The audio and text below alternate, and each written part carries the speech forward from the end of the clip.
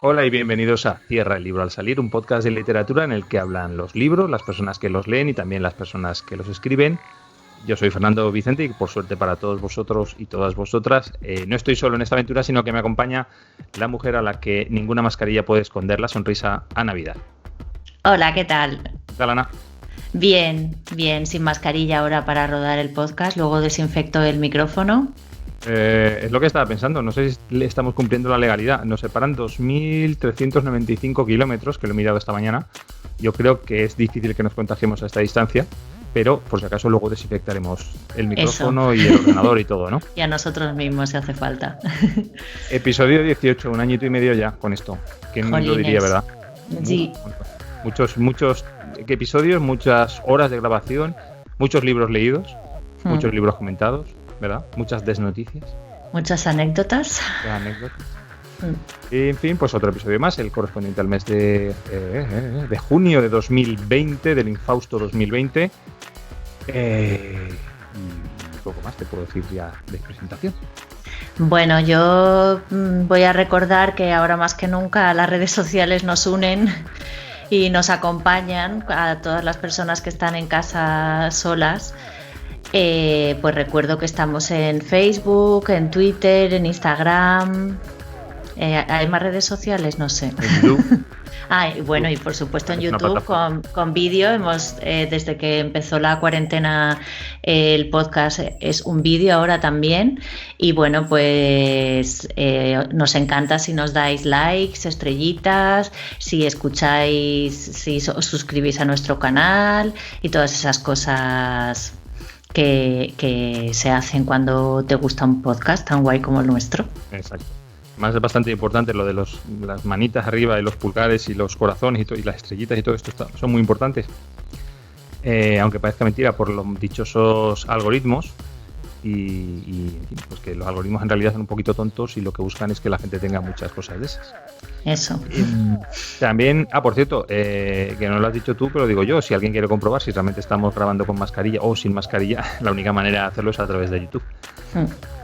Más cosas. Y que dar las gracias. Aparte de a la gente que nos da likes y estrellas, tenemos que dar las gracias, como todos los capítulos, a Elmar, a Chal Matuszewski, a Elvira Barrio y por primera vez hoy a mi hija pequeña Jara, que nos ha diseñado unas cortinillas para poner entre sección y sección en los vídeos de YouTube, que ya las veréis luego. Si lo estáis viendo por YouTube lo veréis luego. Un aplauso enorme a Jara desde La Palma. ¿Qué tenemos hoy? Ana. ¿Qué tenemos hoy? Pues tenemos unas desnoticias literarias muy tecnológicas. Quizá hemos perdido esta vez la oportunidad de hacer desnoticias sobre escritores enmascarados o desenmascarados. Sí, bueno. Sí. Vamos a hablar del libro Un asunto de familia del japonés Hirokazu Kore Eda, que ya dijimos una vez que no sabemos si la H se pronuncia o no. Hirokazu Kore Eda.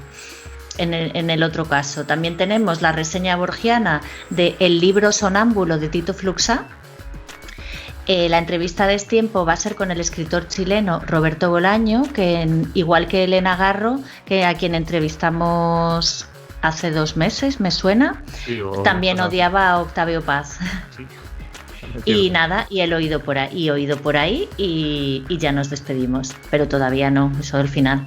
Tenemos que empezar y empezamos cuando quieras, si te parece. Me parece, pues... Vamos a empezar con nuestras desnoticias, que como ha dicho Ana, son muy tecnológicas. A ver, cuéntame. Mira, esta me encanta porque, bueno, las palabras ya sabes. ¿A ti no te ha pasado que has usado durante mucho tiempo palabras y estabas muy convencido de que existían y un día la buscas en el diccionario y resulta que no está? A mí sí que me ha pasado, no con muchas palabras, pero con algunas palabras me ha pasado. No recuerdo ahora exactamente cuál, pero sí que me ha pasado, sí. A mí me pasa también otra cosa y es que hay palabras que no utilizo porque no sé cómo se escriben correctamente y a veces lo busco pero luego se me vuelve a olvidar y tengo un 50% de posibilidades, entonces busco sinónimos para no usar esas palabras que me producen que me rechina escribirlas mal. Bueno, pues hay una página web en la que hacen justo lo contrario y es que te da palabras que no existen y su definición y ejemplo de uso para que las puedas usar con plena corrección a pesar de que no existen. Uy, eso mola mucho, ¿eh? Mucho, ¿verdad? El soltar a lo mejor una conversación, una palabra de estas, bueno, ahora nos contarás algún ejemplo, ¿no? Pero alguna palabra Sí. que no exista y incluso ser capaz de dar su definición si alguien te pregunta, vamos. Sí, yo soy mucho también de inventarme palabras. No sé si aceptarán en esta web palabras que me haya inventado yo. Pues puedes mandarles un correo. Sí, claro, bueno, lo que pasa es que está en inglés. No sé si, claro, traducir una palabra que te has inventado es un poco más complicado. La web se llama This Word Does Not Exist. Bueno, perdón por mi pronunciación. Y bueno, como digo, está en inglés, pero podemos encontrar palabras muy interesantes como blondist, persona que tiene o muestra pelo rubio, Claro, es en pues inglés, el típico evidentemente. blondis, ¿no? No hay blondis por ahí, blondis teñidos también. Sí, unmanticulated, que no tiene forma física, jo, qué guay. Sí, esa es muy bonita también, sí. Sí, cavignoto, conjunto de camisa con hombros de cuero y gafas oscuras típica de los italianos. Ay, Esa es muy para ay, decirla por lo de favor, el cavignoto. típico cavignoto, ¿no? Típico cavignoto, el italiano este de pueblo que te espera apoyado en una esquina fumando, ¿verdad? Con sus cavignoto. Sí. Tendense, que no sé si se pronuncia allí así o tendence, La deseo tendencia. sexual fuerte que se percibe por los demás. Fíjate. O sea, cuando se te ve el Cuando, plumero, pero muchísimo. cuando estás muy salido o muy salida, vamos. Sí. Bueno, pero puede ser que alguien te atraiga tanto que te produzca esa salidez, ¿no? Sí, No sí, que no, está estés claro. siempre. Luego Pero vamos, hay gente que le pasa que es como que está muy salida siempre y le pasa con todas o con todos, ¿no? sí, Pero también. Pero lo que dice es que se percibe por los demás. O sea, tiene que ser muy evidente. sí, O sea, sí, sí, sí. pues lo que dices tú, ¿no? Estar en una cena o en una comida y que todo el mundo se dé cuenta que hay temita Sí. sin que llegue a verlo físicamente, vamos, sin que se esté demostrando. Claro, lo que no dice la definición tampoco dice si la del deseo sexual fuerte tiene que ser recíproco o no. Eso ya lo dejamos al gusto de cada uno. Cantropo, verbo o palabra que permite inventar otras. Claro. Claro. Pero tropo no tiene algo que ver con esto. Los tropos no son las figuras retóricas, ¿no? Siempre, Ah, vamos. vale, vale. Yo creo que viene de ahí, de tropo sería una figura retórica y cant de poder, ¿no? Claro, que puedes una hacer un figura tropo retórica con que te da él. el poder Mm. de hacer otras palabras, inventarte palabras. También me pasa que hay palabras que no sé muy bien lo que significan y aún así a veces las uso. También es cierto. Titracual, persona promiscua a causa del alcohol o las drogas. Yo creo que todos hemos sido muy, en algún momento dado, titracuales. Titracuales, ¿no? Y Puede vas a ser. decir a causa del dolor, persona Sí, iba a promiscua a decir a causa del dolor. causa, que también yo lo incluiría a causa del dolor. Lo de ser promiscuo a causa del dolor también es digno de tener una palabra. No sé si la misma. La web está que se llama, pues eso, ¿no? Esta palabra no existe, en inglés, this word does not exist.com. Cuando tú entras, vamos, yo he entrado esta mañana cuando estábamos preparando el guión y muestra solo una palabra. Por lo menos en el móvil solo me muestra una palabra. Hay que recargar la página para que te vaya mostrando palabras al azar. No tiene, yo creo que no tenía ni buscador ni nada. Pero bueno, casi es mejor, ¿no? Porque vas ¿Cómo dándole vas a al botón. buscar si ¿Eh? la palabra no existe? Y No también. sabes cuál es. Cierto, me has pillado. Mira, y esto va mucho, está muy bien para jugar al diccionario, porque claro, al ser palabras que no existen, nadie las conoce. Claro. Puedes jugar con tus hijos y decir, venga, di qué palabra sale. Pues titracual. Y tú intentar adivinar qué significado tiene esa palabra que no existe. Sí. Vamos a seguir con más asuntos de estos tecnológicos y frikis que me gustan a mí. ¿Tú has probado a buscar en Google la película esa de un hombre de pueblo que va a la ciudad con una caja de gallinas? ¿Qué crees que te devuelve como resultado? Pues alguna entrada tuya en Facebook. No. Devuelve como resultado la película La ciudad no es para mí de Paco Martínez Soria. Ah, claro. Y esto que a priori parece una tontería, en realidad es un cambio sustancial en la forma en que trabajan los algoritmos de Google. Porque hasta la fecha, el buscador de Google lo que hacía era, leía la frase de izquierda a derecha o de derecha a izquierda, depende del idioma, y buscaba las palabras, los sustantivos o los adjetivos más importantes y consideraba que lo que ponías primero era lo importante, ¿vale? Ahora han cambiado en algunas búsquedas, no en todas, pero en algunas búsquedas han cambiado de algoritmo. Hay uno que se llama BERT y lo que hace es analizar la frase en su conjunto intentando encontrarle sentido. Por eso esta búsqueda que yo he puesto hace 2 años no hubiera devuelto ningún resultado coherente. Y si lo pones ahora te sale eso, lo de las ciudades. Para mí, si pones esa película de un tío que sale en la proa de un barco con los brazos extendidos, te sale Titanic. Y no le estás dando casi ninguna pista al buscador. Y sin embargo sale Titanic directamente y sale el vídeo de la escena, lo de Leonardo DiCaprio, en fin. Bueno, eso lo hace porque ahora el algoritmo lo que hace es intentar analizar la frase entera como analizando el lenguaje humano, el lenguaje natural, a ver si es capaz de comprender lo que estás pidiendo. A mí me hace mucha gracia que se llame BERT, porque BERT en inglés es como se llamaba Blas, o sea, de Epi y Blas, ¿vale? Epi me parece que es Ernie y Blas es Bert. ¿Te acuerdas que tenían, las camas tenían la E y la B? Entonces al traducirlo al español tuvieron que buscar 2 nombres que empezaran por E y por B. Bueno, pues en inglés es Bert y curiosamente a mí me parece todo lo contrario de lo que era el Bert de los muñecos, porque este tipo de frases son más de Epi que de Blas, ¿no? El decir las cosas así. Sin embargo, bueno, pues se llama BERT. Yo imagino que será un acrónimo. Lo curioso del caso es que este acrónimo los propios ingenieros de Google reconocen que muchas veces que no saben cómo funciona.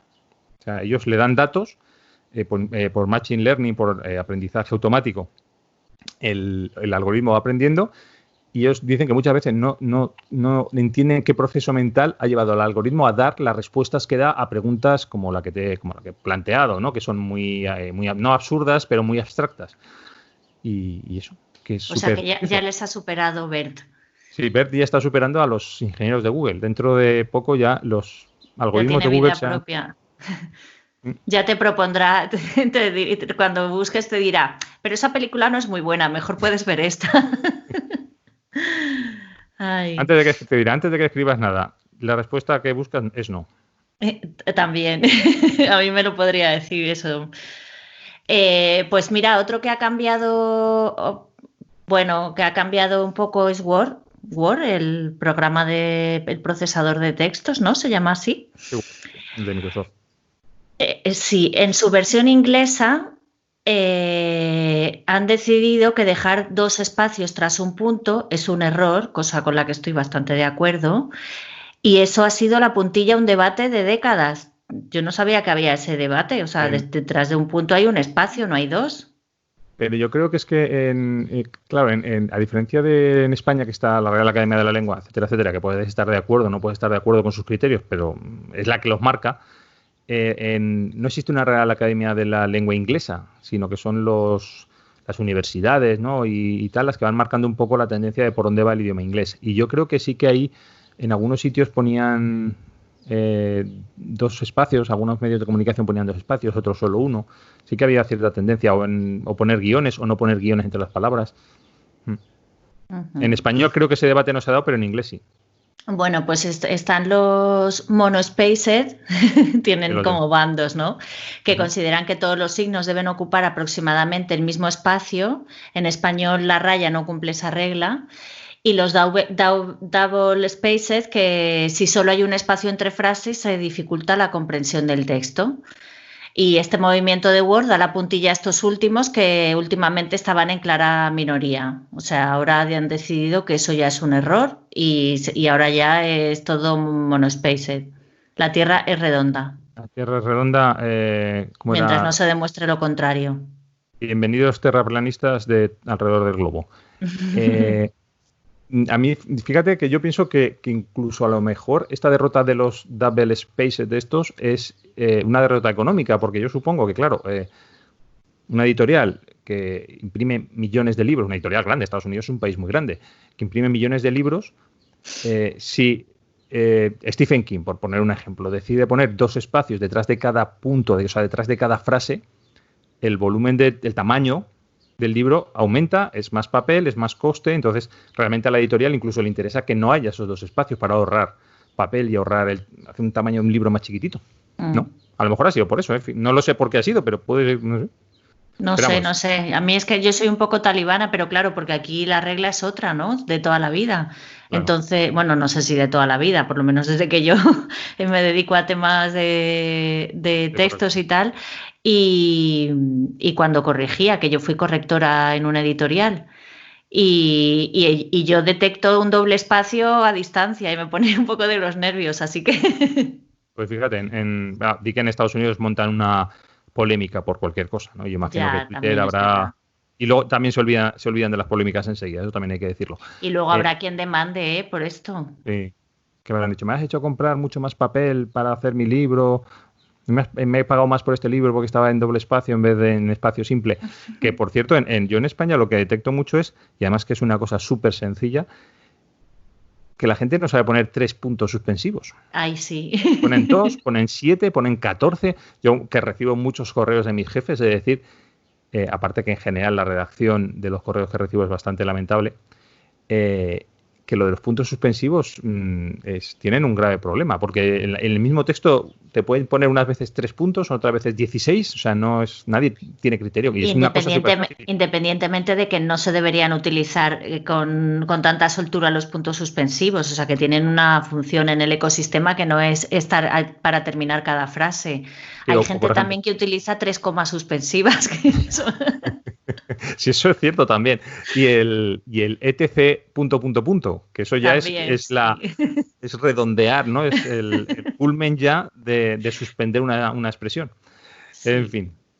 Ay, pues mira, te voy a contar una cosa que nos va a venir, que también es tecnológica y que nos va a venir fenomenal a los dos, y yo me doy cuenta que cada día lo necesito más. Pues resulta que han empezado a proliferar las plataformas que por cuotas mensuales, hay algunas de 10 euros, están entre los 10 y 25 euros casi todas mensuales, y hay alguna que se va casi a los 90 euros mensuales, ¿vale? Bueno, pues lo que hacen es darte resúmenes de libros para que leas en 20 minutos. Tienen un catálogo de obras muy amplio, entonces tú en vez de leer la obra completa, lo que lees es un resumen que te hace esta plataforma, pues para que lo puedas leer en 20 minutos y sepas de qué va la obra y qué es lo que te cuenta y tal. Normalmente, o hasta la fecha por lo menos, se trata en general de obras económicas, de mercados, empresariales, de marketing, en fin, de este asunto, incluso científicas, de este tipo de asuntos, pero vamos, yo no dudo que no llegue el día en que pues te empiecen a presentar resúmenes de obras. A ver, la típica obra que todo el mundo queda muy bien que decir que hayamos leído y luego no hemos leído. Por ejemplo, el Ulises de James Joyce. Por ejemplo, Moby Dick de Melville. Por ejemplo, Los Detectives Salvajes de Bolaño, que son libracos muy grandes, pues si te pueden ofrecer la posibilidad de leer un resumen en media hora o en una hora, para que te vas a leer 10 horas de libro. Ya, y el resumen, bueno, como todavía no están estos resúmenes en libros así de ficción y todo eso, de más literarios, eh, tendría que respetar un poco el estilo del autor, pero me imagino que no será así, sino que lo hacen en plan de cualquier manera. Entonces, al final sí que merece la pena leerse esa. Si te gusta la literatura, claro que merece la pena, ¿no? A Leerse ver, esas 600 páginas. Sí, es, ya lo sé, puedes hablar del libro como si lo hubieras leído, pero no tienes ni idea del estilo del autor, ¿no? sí. A ver, está claro que ante un resumen y la obra, si realmente si te gusta la literatura, vas a leer la obra completa, pero que me hace gracia. Y yo estoy convencido que, como estamos hablando de tecnología y de algoritmos y tal, de que esto al final no lo hará un ser humano el que haga el resumen de 30 minutos, sino que será un programa informático que analizará el texto, buscará palabras que se repitan o adjetivos, intentará sacar un resumen, una máquina, hará un resumen y te lo presentará. Yo creo, mira, te voy a decir, hay una cosa que a mí me resulta muy llamativa y es cuando en la radio, por ejemplo, programas diarios, voy a hablar en Radio 3, por ejemplo, ¿vale? Eh, Programas que hacen diariamente y que siempre llevan a algún invitado que presenta un libro, o están hablando de un libro o de lo que sea, ¿no? Y el locutor siempre hace comentarios sobre ese libro, que yo entiendo que se lo han hecho los redactores, pero incluso los redactores, si es que yo no encuentro cómo pueden tener el tiempo para leer los libros de todos los invitados a los que llevan y luego poder hacer esas preguntas. Yo es que me imagino que cogerán y abrirán el libro al azar y dirán, mira, vamos a hablarle de, no sé, porque a mí me resulta súper sorprendente. Eso siempre tengo que preguntar alguna vez a algún guionista de un programa de radio cómo lo hacen. Ya, Porque, yo creo que hay gente que lee mucho y muy rápido, ¿eh? Pues No tiene sé que ser si eso. tanto, pero no sé, mi padre, por ejemplo, se lee, a lo mejor depende de la semana o del mes. Bueno, no sé realmente cuánto lee, pero es capaz de leerse 2 o 3 libros a la semana, si es una semana en la que no tiene mucho que Ya. hacer o algo, ¿no? Pues será eso, no sé, porque ya te digo que a mí me resulta Pero bastante no se sorprendente. dedica a eso, también te lo digo.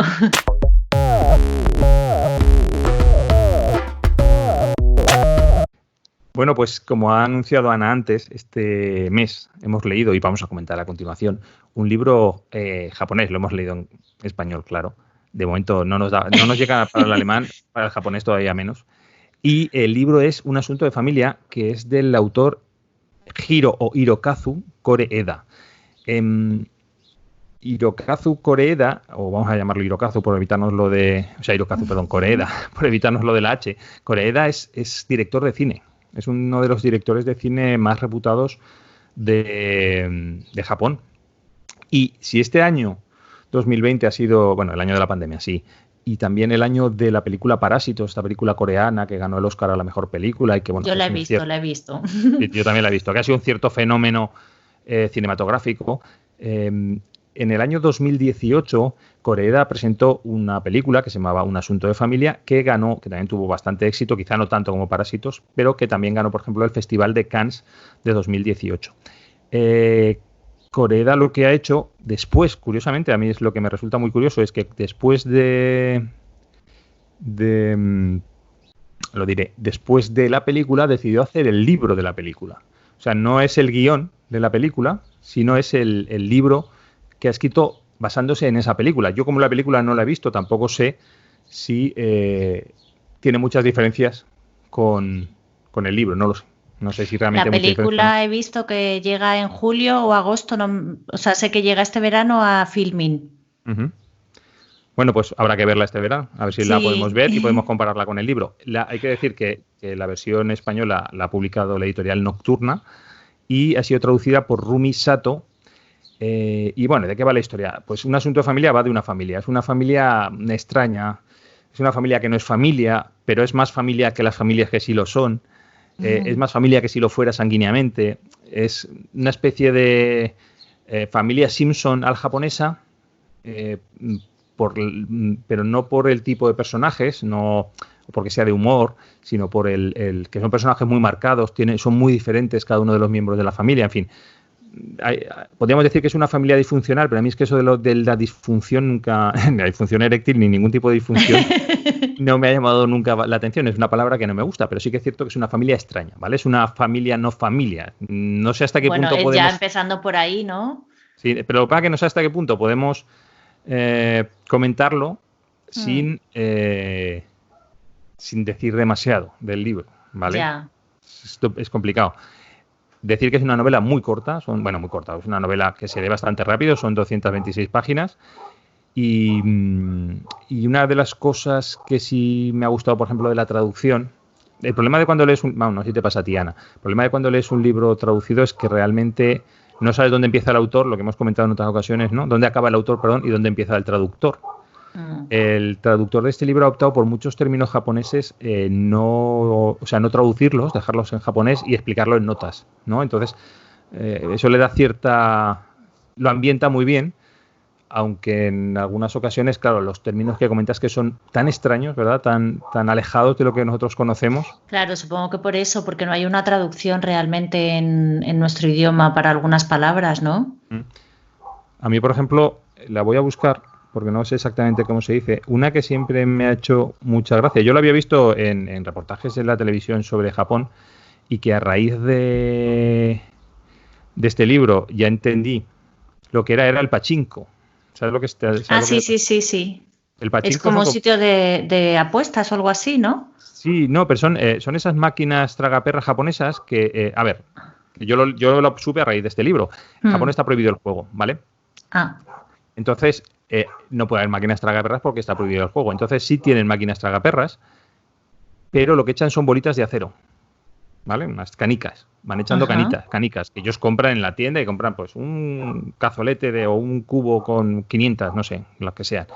Entonces, echan esas canicas y van ganando o van perdiendo. Y al final lo que reciben son más canicas.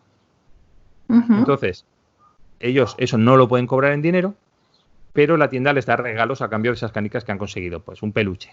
Entonces, en la traducción decían que lo curioso, la nota de la traductora, es que normalmente al lado de esos salones de juego hay una tienda que te compra los regalos que te da. O sea, es estas cosas japonesas tan sutiles de no estoy jugando. O sea, yo me estoy llevando un peluche, pero la tienda de al lado me compra el peluche.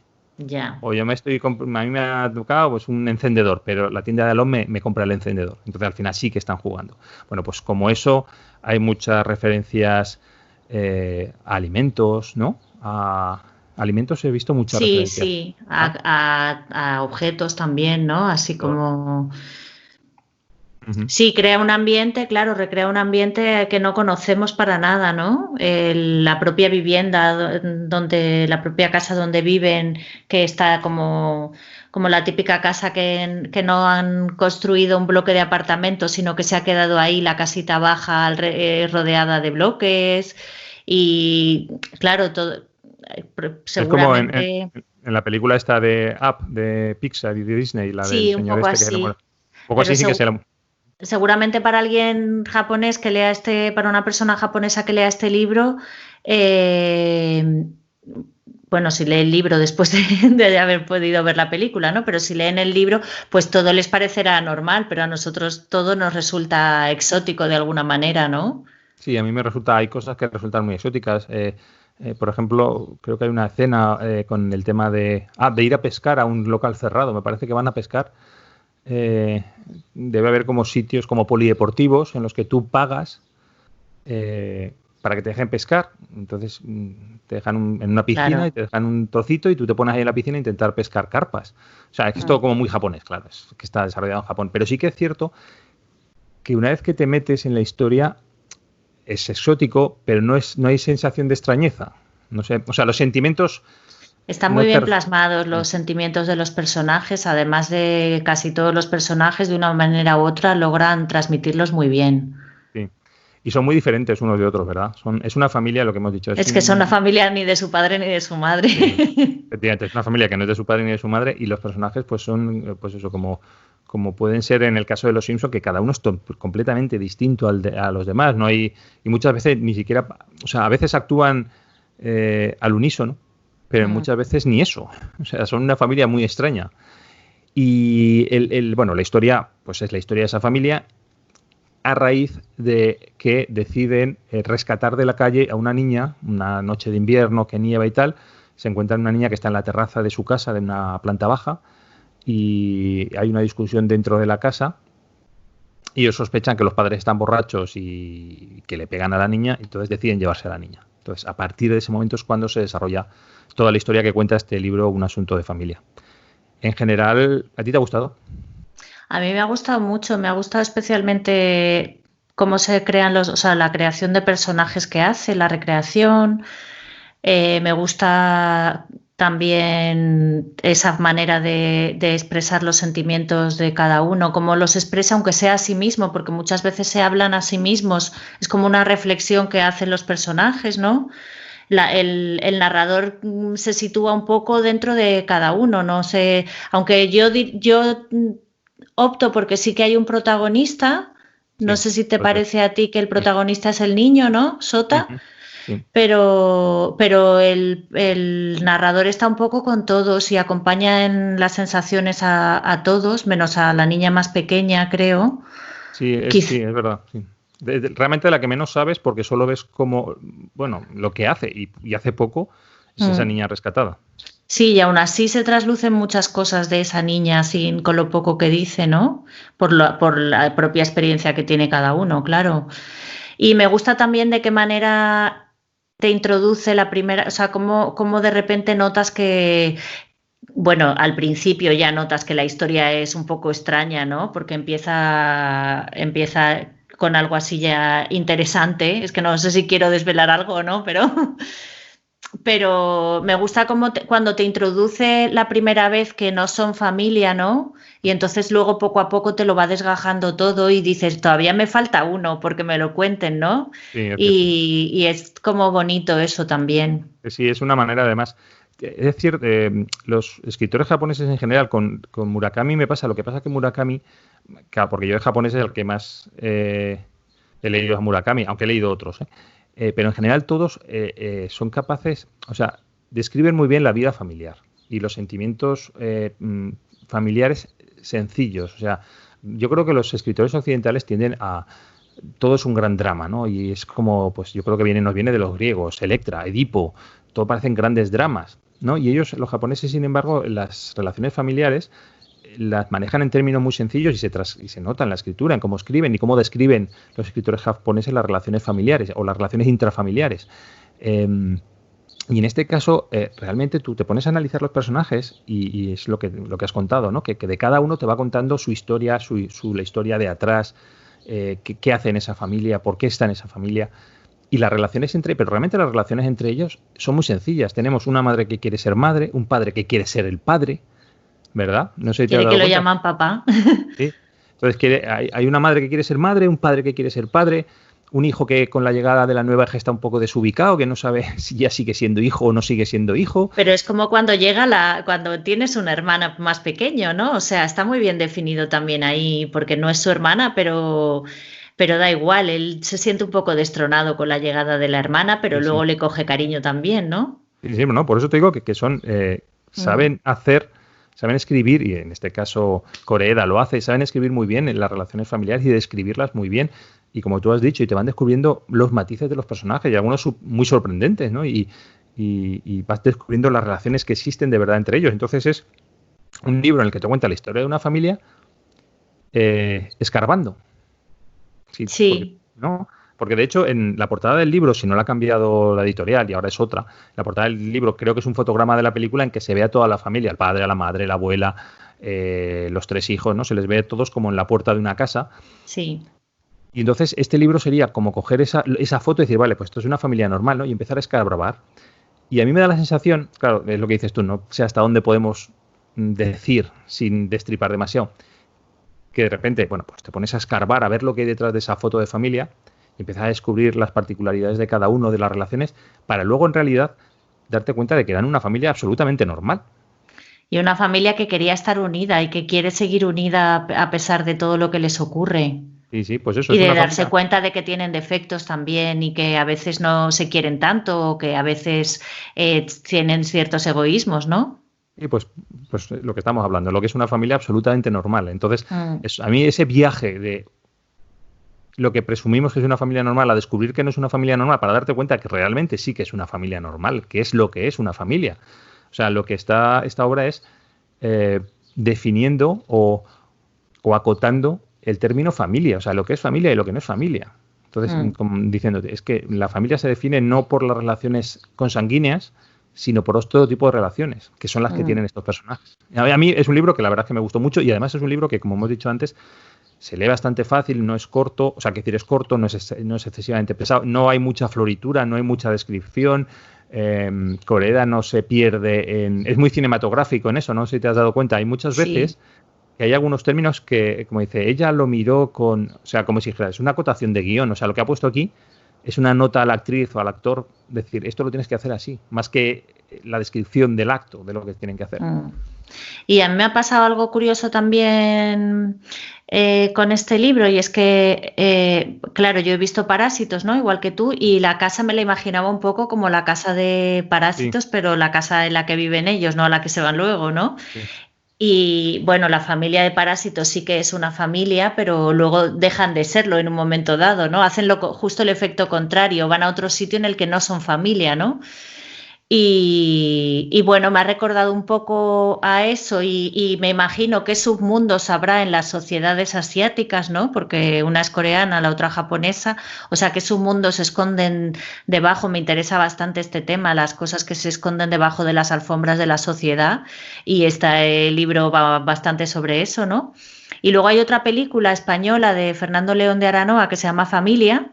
No sé si la recuerdas, que es un hombre que alquila familiares para celebrar su cumpleaños, ¿no? Y al final acaba siendo una familia de alguna manera, o sea, acaban representando unos roles, empiezan representando unos roles, pero al final de alguna manera pues tienen esos roles, ¿no? Y es un poco también esto. Y otra cosa que quería decir es que no sé si recuerdas alguna vez que se ha hecho este comentario de ¿has visto esta no sé qué película? Voy a esperar a que saquen el libro. Y creo que es el primer libro que nos leemos que es... Sí. Antes de ver la película, ¿verdad? Sí, sí. No solo antes de ver la película, sino que es el libro hecho posteriormente a la película, porque no sé si ya hemos hablado de esto, de libros que creo que hemos leído, es que ahora no me acuerdo qué libro fue que leímos y también había película. Ah, el de, París, Texas. París, Texas, no, París, Texas era, no. Ah, no, porque París, Texas era la película y el El libro de era... Toni Morrison, Beloved. Beloved, sí. Que yo vi la película también de Beloved, pero que la película se hizo después del libro, entonces ahora este es lo contrario. Y lo que pasa es que este tiene un matiz. Normalmente Star Wars, por ejemplo, la Guerra de las Galaxias, que es como lo diríamos nosotros, la Guerra de las Galaxias tiene libros, o sea, las películas, luego tienen libros publicados, pero yo creo que es un tema de marketing y comercial y de intentar sacar más provecho económico, ¿no?, a la franquicia. En este caso es el propio director que acaba la película y dice, la voy a escribir. Eso a mí me resulta muy curioso, porque claro, Sí. este señor tendría un guión, pero claro, un guión, bueno, tú creo has hecho teatro o haces teatro, ya sabes cómo es, tienes las líneas de texto y tienes muy poquita información en medio, ¿vale? O sea, te pueden dar información, pero al final el actor está construyendo el personaje, ha decidido escribir la obra. Yo no sé si al hacer la película le vio matices a la historia gracias al trabajo de los actores que no le había visto antes, que quizá puede ser eso también. No sé, tenemos que ver la película porque esto no puede quedarse así. Yo he visto el tráiler de la película que sí se puede ver y me ha sorprendido porque tiene frases, claro, como la ha escrito el propio autor, pues es muy similar al libro. ¿Te parece que leamos un trocito de este libro? Muy bien. Voy a ponerlo un poquito en contexto. La familia se ha ido de compras y se ha quedado el padre solo en casa. Y se pone a tontear porque se asoma por la ventana y ve en un parque jugar a un padre con su hijo con un balón. Y pues como he dicho antes, ¿no? Él quiere ser padre, ¿no? Él quiere ser que se le considere padre, empieza a tontear consigo mismo con una bolsa, hincha una bolsa de la compra, la hincha de aire, empieza a hacer como si estuviera jugando también con el balón, pero no está solo en casa porque su hija mayor también está. Vamos allá. Sorprendido, Osamu se vuelve hacia la voz. Aki, que estaba echada en la zona del altar con las puertas abiertas, lo miraba mientras se reía. Al parecer, ella tampoco había acompañado a los demás a ir de compras. Osamu comenzó a lanzar la bolsa de plástico hacia el techo.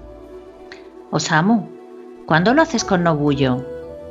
Aki debía de haber considerado que era una buena ocasión para resolver sus dudas, puesto que ellos dos casi nunca se quedaban a solas. ¿Cómo? ¿Hacer qué? Osamu se puso algo nervioso. ¿Vais a un Love Hotel en secreto? Ya no... necesitamos esas cosas.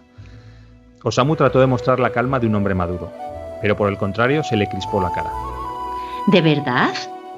Aki se incorporó y se volvió hacia él. Sí, sonrió Aki, porque estamos conectados.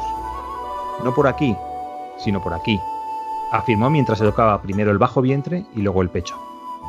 No me lo creo, replicó Aki con cierto desdén. Entonces, ¿cómo crees que estamos conectados? Osamu se puso algo serio. Por el dinero, es lo normal, reafirmó con la mirada de una entendida.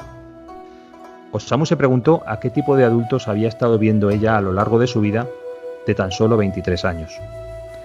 Ya sabes que Nobuyo y yo no somos normales, dijo Osamu alegremente y volvió a jugar con el balón improvisado. Aki se quedó mirándolo un rato, pero luego ella también se tumbó boca arriba y sonrió con disimulo.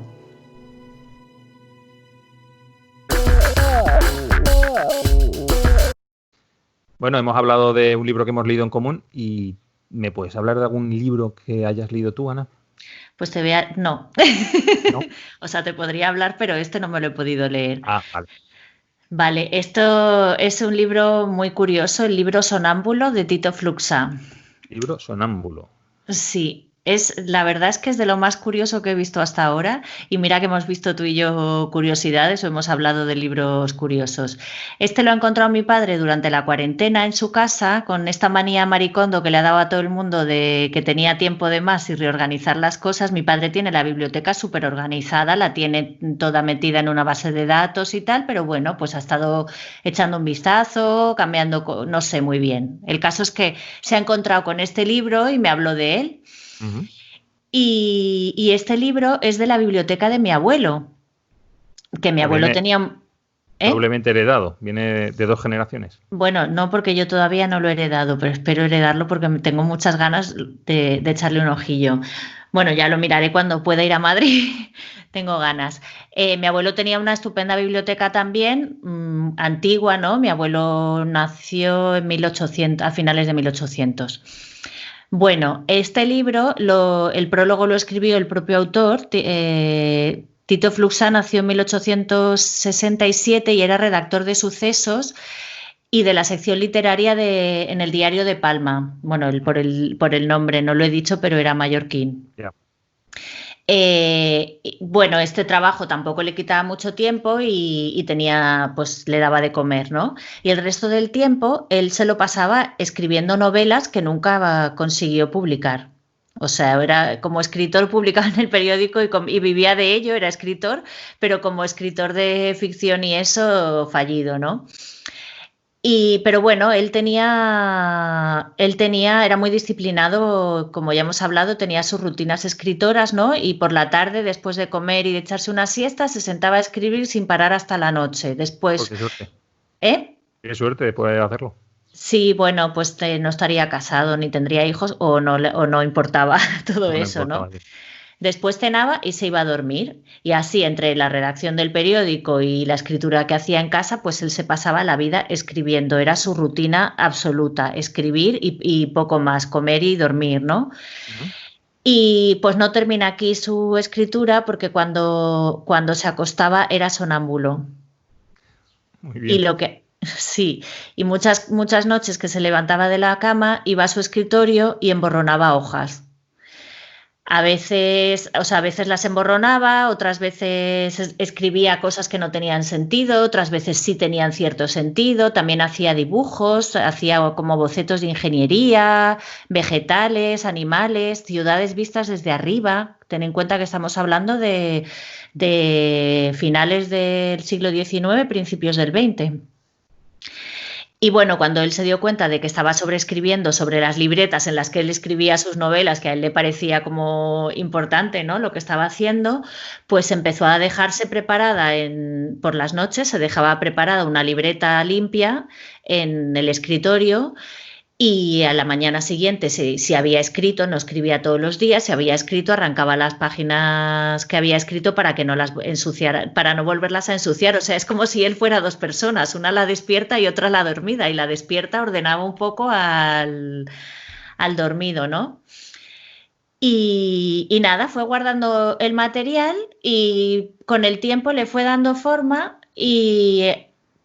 Claro, el libro es un poco loco, ¿no? Porque claro, pues tiene que ser muy extraño, muy onírico. Muy extraño, es una comunicación directa con los sueños y se mezcla todo un poco y él no lo retocó, o sea, no creó historias, podía haber escrito relatos a partir de, incluso puede que lo intentara, porque si escribía novelas, pues a lo mejor tenía buen material de sus sueños, pero más para este libro lo que hizo fue recolocarlo. ¿Y por qué se publicó este libro? Porque dices, no publicaba novelas, pero este libro sí lo publicó. Sí. Bueno, pues fue en estos años que entró en auge el psicoanálisis, Freud y la interpretación de los sueños. Entonces consiguió colocar el libro porque era una lectura directa de los sueños del autor.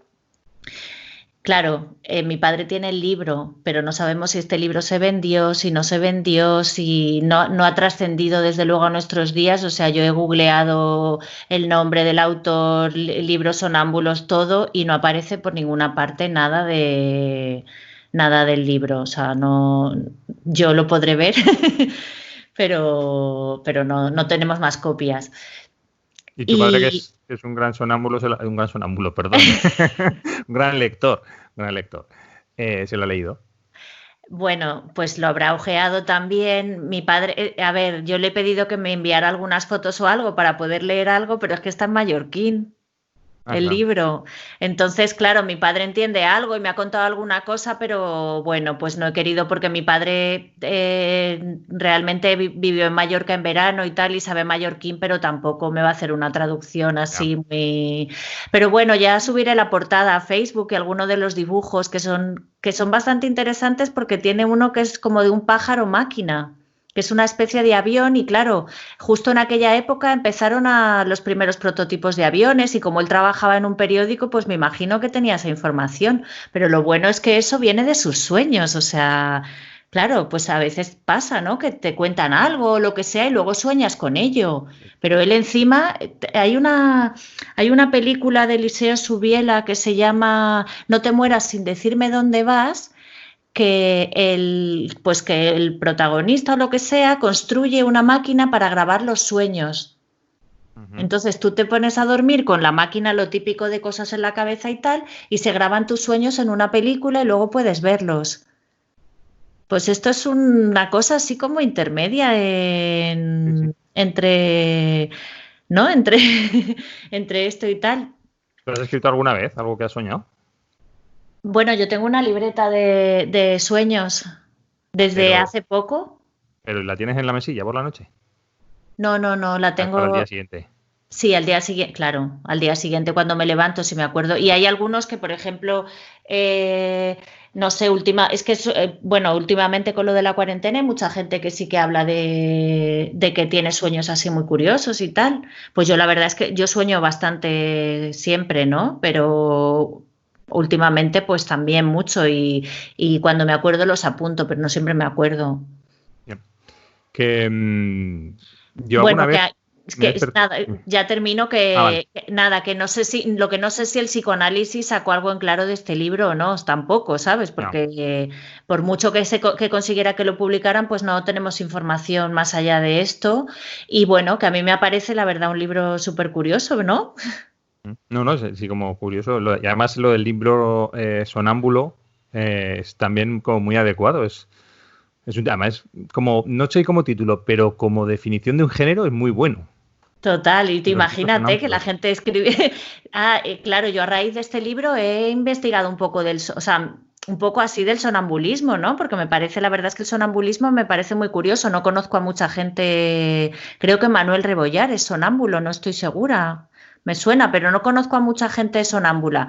Y resulta que la gente sonámbula repite a lo mejor acciones con las que está un poco obsesionada, claro, con razón, el pobre hombre. Que yo te iba a decir que a mí lo que sí que me ha pasado es tener una idea o soñar algo o algo que me guste o tal y despertarme en mitad de la noche y escribirlo ahí en un papel o en una libreta o algo y al día siguiente no entender nada de lo que pone. Pero bueno, eso te pasa también sin estar sonámbulo. Eso también me Digo, pasa. sin estar dormido. Yo tengo una agenda, llevo un año escribiendo, o sea, no tengo agenda electrónica, no lo hago en el ordenador ni en el móvil, tengo agenda de papel, Ujú. por primera vez en muchos años. Y hay muchas veces que me apunto cosas y no sé lo que he apuntado, qué tengo que hacer. O sea, tengo tendencia a no describir demasiado las acciones que tengo que hacer, pongo palabras, no sé, electricidad, pues para acordarme que tengo que mirar la factura, por ejemplo, ¿no? Lo que sea. Y pongo palabras y no entiendo qué he puesto, no sé a qué me refiero, no sé qué quiero hacer ese día. Y me desconcierta bastante porque yo soy muy ordenado, necesito saber lo que tengo que hacer. Y eso me desconcierta, pero vamos, ¿Y no se te ha ocurrido ampliar un poco el... el escribir un poquito más. Sí, en vez de Sí, poner electricidad, revisar las facturas de sí, sí, electricidad? no, no, sí, debo hacerlo, pero vamos, que el problema es que muchas veces, no sé si te pasa a ti, el ritmo de vida estresado que llevamos, se te ocurre de repente que, ostras, tengo que pedir cita en el dentista, ¿no? Y pones dentista, no pones pedir cita, ¿sabes? Porque es que vas súper acelerado. Bueno, pues a veces me pasa. Ya, Y muchas veces no.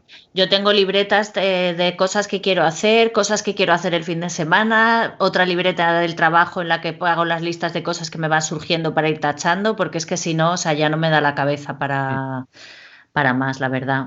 Bueno, pues hay una anécdota de un director de cine, que ahora no recuerdo cuál es, que una noche le pasó esto, ¿no? Con lo que tú dices, de que tuvo un sueño y dijo, este sueño se despertó a mitad de noche, esto es estupendo para una película, tal, no sé qué, y lo escribió en su libreta, porque tenía una libreta cerca para apuntar las cosas que así, ¿no?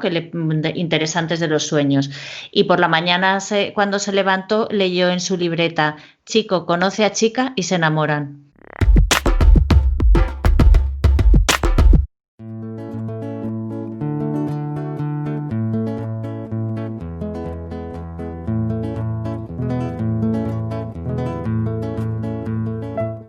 Hoy, en la entrevista de Destiempo de Cierra el libro al salir, charlamos con Roberto Bolaño, el escritor chileno fallecido en 2003 a los 50 años. Roberto Bolaño nació en Chile, pero pasó la mayor parte de su vida entre México, donde fundó el movimiento literario del infrarrealismo, y España, donde escribió muchas de sus obras más importantes. Su corta vida no le impidió alcanzar un alto grado de erudición literaria y dejar un puñado de novelas: La literatura nace en América, Estrella distante, Los detectives salvajes y 2666, que le han dado un sitio permanente en la literatura en español, siendo comparado en ocasiones con Borges, Cortázar, Neruda u Octavio Paz. Bienvenido a Cierra el libro al salir, señor Bolaño. Que lo comparen a usted con Octavio Paz no deja de ser paradójico, porque usted y sus compañeros infrarrealistas lo odiaban. Nosotros detestábamos a Octavio Paz, pero Octavio Paz es un gran poeta. Pero un gran poeta, y es uno de los ensayistas más lúcidos de nuestra lengua. Pues mire, señor Bolaño, yo estoy enfadado con otro autor con el que se le suele comparar, que es Borges, y estoy enfadado con Borges porque en la entrevista de Destiempo que nos concedió en este podcast, le dio para el pelo a mi paisano Baltasar Gracián. Borges, a Borges no le gusta Gracián, por ejemplo. Yo creo que Gracián, aparte de toda el enorme boscaje que cubre la obra de Gracián, dentro de ese boscaje hay obra, hay literatura y sobre todo hay una prosa en español extraordinariamente buena. Me alegro de que le lleve la contraria en este caso concreto a Borges, la verdad. También se le compara a usted con Cortázar. Muchos críticos señalan similitudes entre el impacto que produjo la aparición de sus detectives salvajes y el impacto que produjo la aparición de Rayuela unos 35 años antes. Yo creo que es una comparación de una generosidad para conmigo enorme. Mi novela es una pobre novela comparada con Rayuela. Eso lo pienso sinceramente.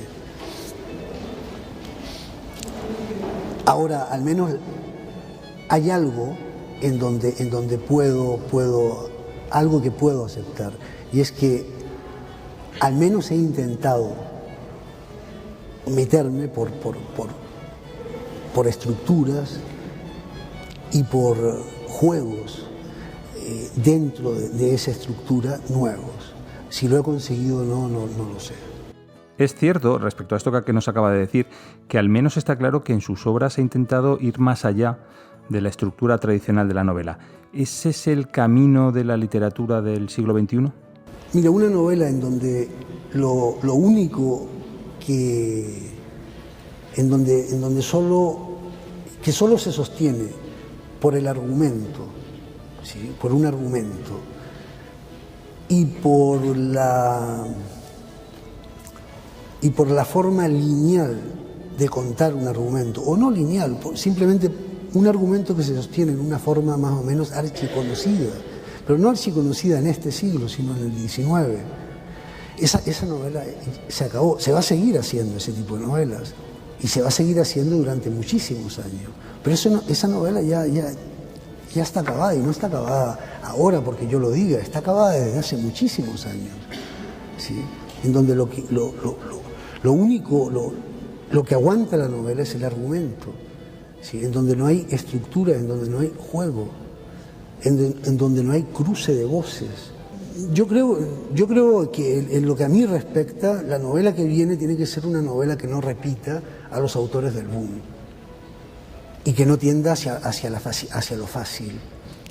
Yo creo, por ejemplo, que para no hacer teoría, yo te doy ejemplos. La narrativa de Rodrigo Rey Rosa, el escritor guatemalteco, es algo que no se parece a nada. Pero en ese caso, ¿dónde se queda el lector en esta nueva novela? ¿Nos olvidamos de la literatura como una fuente de entretenimiento? En principio se intenta que un lector común y corriente lea el texto y le guste y se entretenga, ¿sí? Pero claro, un texto que lo leas y te entretengas nada más, que esa sea la finalidad del texto, tiene una vida cortísima, ¿sí? Los textos tienen que tener espejos donde ellos se miren a sí mismos, ¿sí? En donde el texto se mira a sí mismo y vea también qué hay detrás suyo. Y si es así, ¿no volveremos a caer en los mismos errores al intentar copiar a los maestros de esa nueva novela? ¿No acabaremos escribiendo y leyendo siempre el mismo libro? Y la literatura, el flujo clásico de la literatura acepta, también está hecho de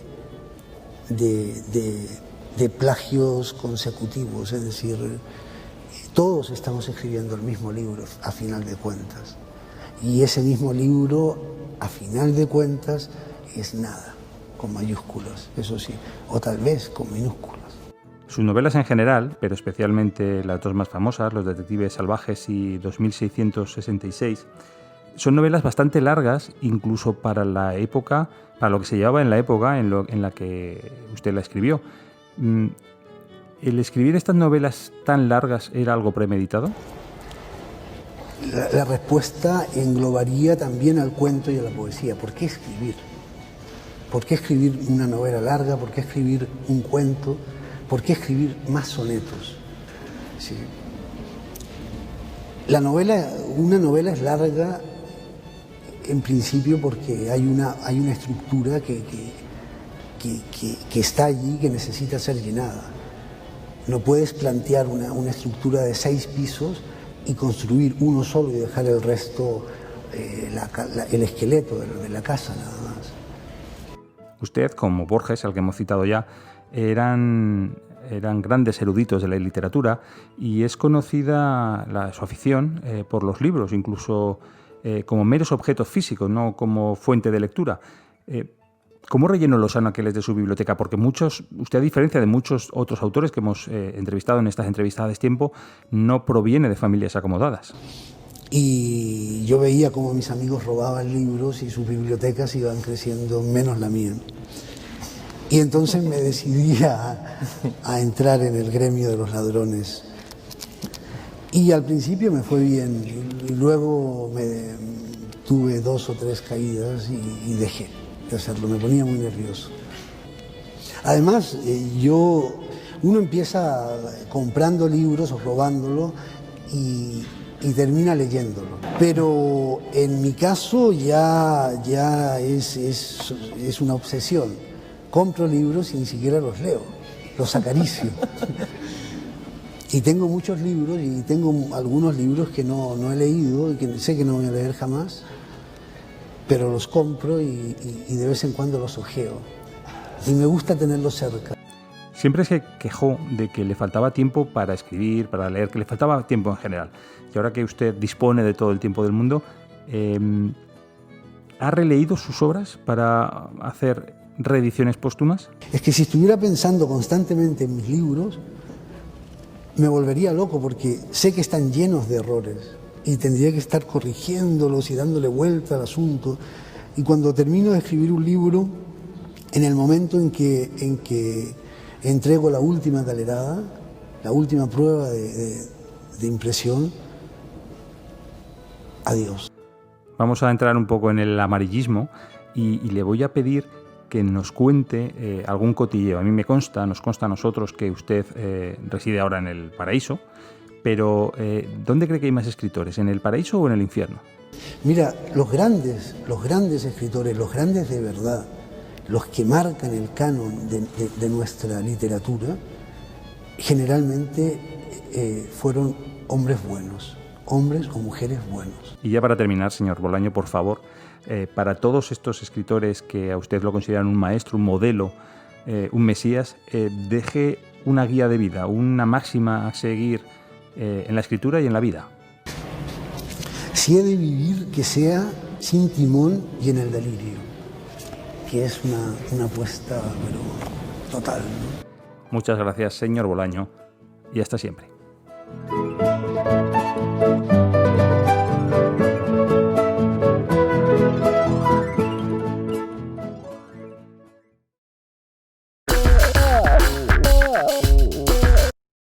Mira, te cuento lo que he oído por ahí. Venga, va, adelante. Bueno, la verdad es que yo he salido poco y por ahí he oído poquitas cosas, así que he tenido que robar. Es normal. Es triste pedir, pero más triste robar. Bueno, pues sí, he oído alguna cosa, pero es información confidencial que no puedo contar, porque la verdad que alguna historia me llega, pero pocas. Pues mi padre hoy, que le voy a traer hoy por segunda vez al podcast, igual que con la reseña borgiana, me ha mandado un mensaje y me ha resultado muy literario y digo, mira, pues Luego ya a la radio que vas. Me dice, lo voy a leer literal, es muy cortito, no hay mucho que donde rascar. Vaya mierda de confinamiento. Hoy he ido con 2 amigas al Parque del Oeste en nuestra franja horaria. Recuerdo que él vive en Madrid. En el momento en el que estamos grabando esto, ellos están en fase 0,5 hasta que entren en fase 1 y se mantienen las franjas horarias también en fase 1 para pasear, especialmente las de las personas mayores de 70 años que pueden salir de 10 a 12 y creo que es de 7 a 8. Bueno, pues ellos han salido...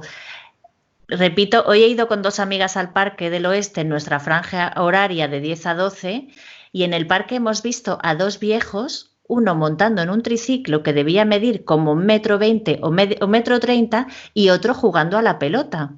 Cuando nos hemos ido, 2 viejas que aparentaban 23 o 24 años paseaban tranquilamente. Hay gente que se conserva muy bien pese a su edad, más de 70, porque ya me dirás, los 2 viejitos tan bajitos jugando a la pelota y al triciclo, y las otras que me hubiera gustado hacerles una foto para que vieras qué estupendas estaban a su edad, qué exuberantes. Sí, eso yo creo que pasa en todas partes, ¿eh? Está pasando muy a menudo. Sí, lo que pasa es que me gustaba el toque literario porque de repente te imaginas que realmente la gente se conserva muy bien. O a lo mejor están haciendo un Benjamin Button o algo así, ya aburridos, no saben qué hacer y envejecen, se vuelven jóvenes, se operan, hacen cirugía estética en su propia casa, en fin. ¿Tú te imaginas que en el siguiente confinamiento salimos después de otro mes o 2 meses o 3 meses en casa encerrados y somos totalmente distintos? O sea, no te digo ni mejores ni peores. O sea, salimos a la calle y no nos reconocemos porque hemos cambiado físicamente en esos 3 meses. ¿Te imaginas un virus que te encierra en casa y te cambia la cara? Pues la verdad es que no estaría mal que de toda la literatura que va a haber post-confinamiento y la no literatura, porque hay mucha gente que le está costando escribir, entre las que me incluyo, creo que me gustará la parte de literatura que hable de virus nuevos, ¿no? Sí. De eso, un virus que te transforme físicamente, un virus que solo mate o que solo afecte a determinado tipo de persona que sea bien o mal visto, ¿no? Como tipo lo que pasaba con el SIDA o... Lo que pasa es que de eso ya escribió bastante Saramago, ¿eh? De eso ya escribió Saramago. Es que leí el ensayo sobre la ceguera y algún libro más, pero de viruses no le he leído mucho. No lo llama virus como tal, pero de repente, pues eso, de repente todo el mundo está ciego o, ¿sabes? Sí, el ensayo sobre la ceguera, sobre la lucidez y creo que tiene otro de este estilo, sí.